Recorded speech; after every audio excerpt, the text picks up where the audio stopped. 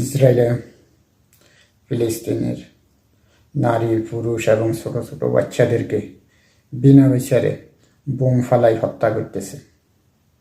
আর আমাদের অনেক মুসলিম দেশ আছে, শক্তি দেওয়ার টাকা পয়সা অর্থ সম্পদ অস্ত্র সর্বদিক দিয়ে আছে, কেউ কোনো প্রতিবাদ তেমন একটা করতেছে না।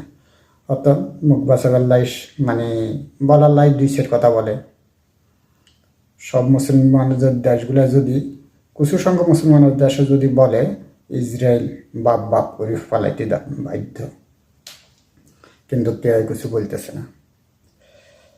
তো যাক, এখন আমরা আর কি করার, আমরা যারা সাধারণ নিরীহ আছি আমরা তারা সবাই আল্লাহ কাছে ফিলিস্তিনি ভাই বোনদেরকে শিশুদের জন্য দোয়া করতে পারি যেন আল্লাহ তাদেরকে জান্নাত দান করে, যারা শহীদ হয়েছেন।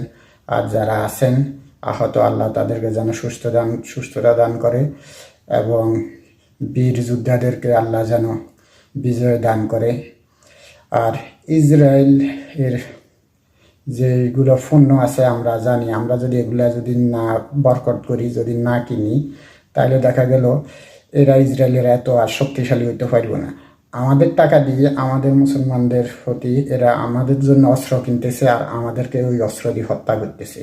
তা আমরা যারা সাধারণ আছি তারা ইসরায়েলের জিনিসগুলো যেগুলো আমরা জানি এগুলা বয়কট করি, আর পাশাপাশি আল্লাহর কাছে আমরা দোয়া করি যেন আল্লাহ আমাদের মুসলমানদেরকে বিজয় দান করে, ফিলিস্তিন ভাই বোনদেরকে বিজয় দান করে এবং আমাদের ইয়েমেনের বাইরে যারা ইসরায়েলের জাহাজ বন্ধ করে দিছে সাগরে, লোহিত সাগরে, আল্লাহ তাদেরকেও যেন বিজয় দান করে, তাদেরকে বিভিন্ন বিপদ আপদ থেকে আল্লাহ হেফাজত করেন। আমিন।